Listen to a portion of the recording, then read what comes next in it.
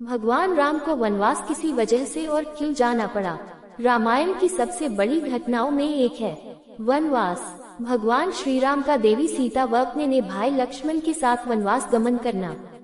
रामायण की कथा के अनुसार कैकेयी की जिद की वजह से भगवान राम को वनवास जाना पड़ा था, लेकिन यह मात्र एक दृश्य घटना है। श्री राम के गमन के पीछे कई और कारण भी थे जिन्हें वही व्यक्ति समझ सकता है जिन्होंने रामायण को पढ़ा हो और समझा हो।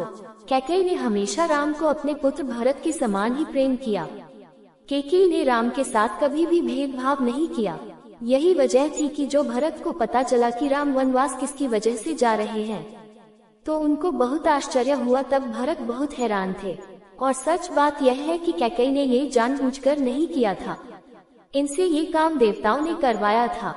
माता केकता ने जो जिद की थी वह देवताओं द्वारा ही प्रदत्त थी। देवी सरस्वती ने माता की कैकेयी की दासी मंथरा की बुद्धि को वश में करके उनसे कैकेयी के कान भरने को कहा और कैकेयी को कहा कि अगर राम वनवास को नहीं जाएंगे तो भरत राजा नहीं बन पाएगा। इस वजह से कैकेयी ने जिद कर ली और अपने आप को कोप के कमरे में बंद कर लिया।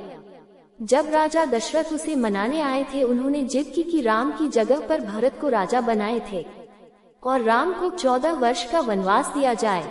भगवान राम का जन्म रावण के वध के उद्देश्य से हुआ था, और अगर राम वनवास नहीं जाते तो राजा बन जाते और उनका उद्देश्य पूर्ण नहीं होता। राम का वनवास जाने का एक कारण और भी है। नारद मुनि को एक सुंदर कन्या से मोह हो गया था और वे उनसे विवाह करना चाहते थे, तो उन्होंने नारायण को कहा कि उन्हें हरि का रूप दे। हरि का मतलब वानर भी होता है। उन्होंने उसे वानर रूप दे दिया, जिसकी वजह से नारायण का विवाह नहीं हुआ। नारद मुनि ने नारायण को श्राप दिया कि आपको माता लक्ष्मी का योग भोगना पड़ेगा। उसकी वजह से भी इन दोनों को अलग रहना पड़ा। यानी भगवान की इच्छा के बिना कुछ नहीं हो पाता है। भगवान राम ने स्वयं अपनी लीला को पूरी करने के लिए वनवास को जाना चाहते थे, क्योंकि वन में हनुमान से मिलना था, सबरी का उद्धार करना था, धरती पर धर्म और मर्यादा की सीख देनी थी। इसलिए राम जन्म से पहले ही ये तय कर चुके थे कि वनवास जाना है और पृथ्वी से पाप का भार कम करना है। भगवान राम एक आदर्श स्थापित करने आए थे।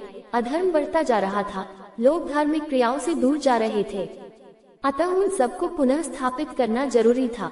बहुत सारे कार्य बाकी थे जिनके लिए भ्रमण करने की आवश्यकता थी। अलग अलग लोगों से मिलकर अलग अलग कार्य होने थे, जिसके लिए भगवान ने वन के लिए प्रस्थान किया। घटनाओं की एक श्रृंखला बनी, जिसके अंत में रावण से भेंट हुई। भगवान सबके मन की समझते हैं। जो होने वाला है वो जानते हैं, जो कोई सोच रहा होता है वो भी जानते हैं, जो भविष्य में आगे होगा वो भी जानते हैं। राम भगवान ऐसे ही पैदा नहीं हुए थे। रावण को मारने के लिए संतों, महात्माओं, देवताओं द्वारा प्रार्थना किए जाने के बाद धरती पे आए थे। भगवान राम की महिमा तो मां सती, नारद जी भी न जान पाए थे, तो इस घोर कलयुग का इंसान कैसे जान पाएगा। एक और कारण था, दशरथ जी को श्राप मिला था कि वो पुत्र वियोग में प्राण त्याग देंगे। कैकेयी ने जलन अथवा किसी विद्वेष के कारण वन में नहीं भेजा था, जैसा कि लोग समझते हैं। राम का वनगमन उनकी राजा बनने की बहुत ही अच्छी ट्रेनिंग थी। कैकेयी ने केवल राम को वन जाने का आदेश दिया था, न कि लक्ष्मण अथवा सीता को। ये स्वेच्छा और जिद पकड़ कर राम के साथ हो लिए थे। वन जाने से राजा राम को भारतवर्ष के प्रसिद्ध स्थलों एवं भौगोलिक स्थिति का संपूर्ण ज्ञान अर्जित हुआ, जो हर राजा को जानना चाहिए। पद भ्रमण करने की वजह से उन्हें प्रजा की वास्तविक जीवन शैली और उनके रहन सहन की सही स्थिति का ज्ञान मिला। सफल राजा बनने के लिए इसका ज्ञान आवश्यक था। संयोग की बात ही रही कि पंचवटी में सीता हरण हो गया, जिसके फलस्वरूप राम रावण युद्ध में संपूर्ण राक्षस जाति एवं आतंकवाद का सर्वनाश हो गया। कैकेयी धुरंधर राजनीतिज्ञ थी। वह नहीं जानती थी कि राजा दशरथ भावना में बहकर आहत होंगे और उनकी मृत्यु हो जाएगी। दुनिया भर में अपनी बदनामी लेकर भी कैकेयी ने राम को सच्चा राजा बना दिया। राम निष्कंटक हो गए। इससे राम को सम्राट बनने में बहुत ही आसानी हुई। भरत को राजा बनवाने के लिए तुम्हें हाथ करना है, मंथरा की जुबान से देवी सरस्वती बोल रही थी। ए मंथरा की बातें कैकेयी की मति को फेरने के काफी था।